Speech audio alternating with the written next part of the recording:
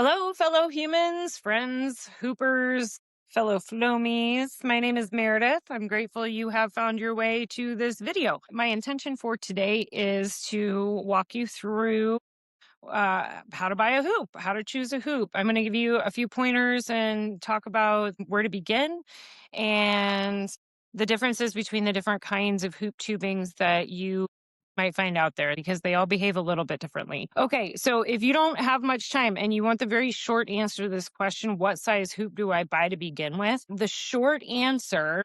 Okay, now there's no specific formula. It's not like skis where they're like, well, how tall are you? You need these skis. Unfortunately, there's a little bit more nuance to it, right? There are a few more factors involved. But the short answer is around a 38, 39-inch hoop is generally where most people begin. So if you just want to grab one and start, you're probably going to be pretty good with a 38 or a 39-inch hoop. I started with a 39-inch hoop and worked my way down to a 37-inch hoop pretty quickly. But when I began hooping, I was also hooping like an hour a day because I just got hooked. So anyway, okay, general rules. The bigger the hoop, the slower it's going to go and the easier it's going to be. The smaller the hoop, okay, the smaller the hoop, the faster your movement is going to need to be. So if you are, for instance, a slower moving person, get a bigger hoop. If you're a faster moving person, like if you have really strong abs already and you can just crank it, then you might be better with a slightly smaller hoop. Okay, so just so you can see, this is a 43-inch hoop that I'm using right now. And then this one's a kid's size hoop. What size is this one? This one's a 28-inch hoop. Okay. So you can see the smaller the hoop, the faster the hooping is going to go, the more engaged your abs are going to need to be, and the more work your abs are going to need to do.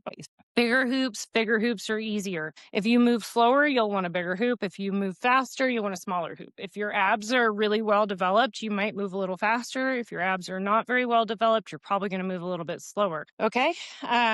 Beginner hoops are a great place to start, especially if you are looking to do on body hooping.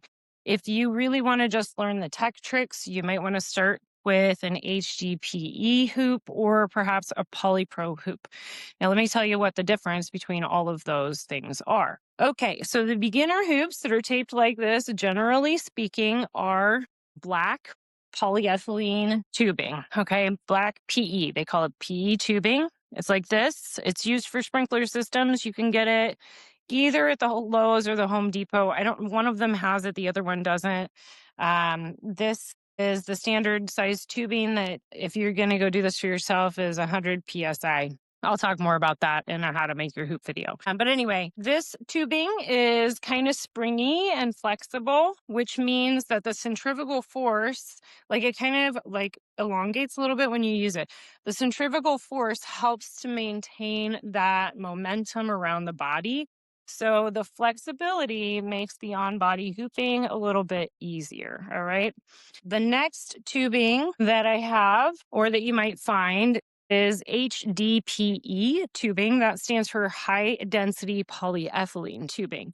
Those tubings often come colored already and they are pretty durable. You could start with a hoop like this. Like I said, if your abs are more developed or if you move faster, then you could probably do well starting with an HDPE hoop. The same rules apply, of course. And the HDPE tubing is really durable. It's what I use. It's a little bit more, it's stiffer than the black tubing. So when it comes to tricks or breaks, this one is going to be more responsive and the breaks are going to look a little bit more clean. You'll maintain more control because they don't bounce around like the black polyethylene tubing.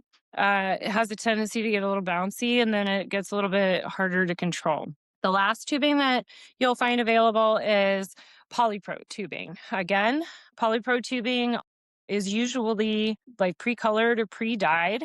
It is even lighter weight and more brittle than the HDPE. So if you're doing lots of tech moves, lots of off-body moves where you're like changing directions, doing flips, PolyPro is probably going to be your best bet. If you live in a cold climate, you may want to watch out about the PolyPro because it is stiffer. If it gets really cold, when you go to do like a break, it can snap. So that's the only thing. If you are living in a colder climate, I would stick with the HDPE. The other options that I have available, I have sectional hoops that you can take apart and like stick in your backpack, or if you travel a lot, you can, pack these up and put them in the carry-on, which is really cool.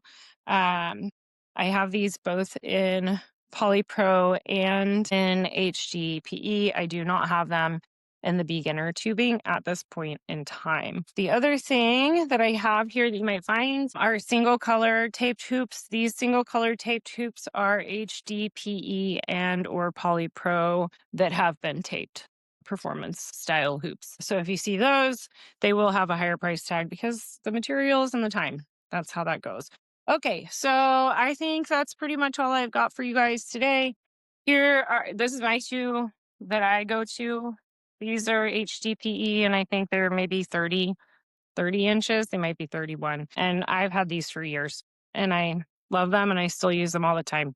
So if you guys have any questions, if you guys don't see on the shelf what you're looking for, hit me up and let me know. I'm happy to make you a hoop that is infused with love and joy, just like the hoop journey. So, all right, it is such a blessing. I'm so glad that you have found your way to the hula hoop, or rather, that the hula hoop has found its way into your life, because I tell you, it may look like a little plastic ring, but there is transformation to be had inside of this hula hoop. Love you all. Happy hooping.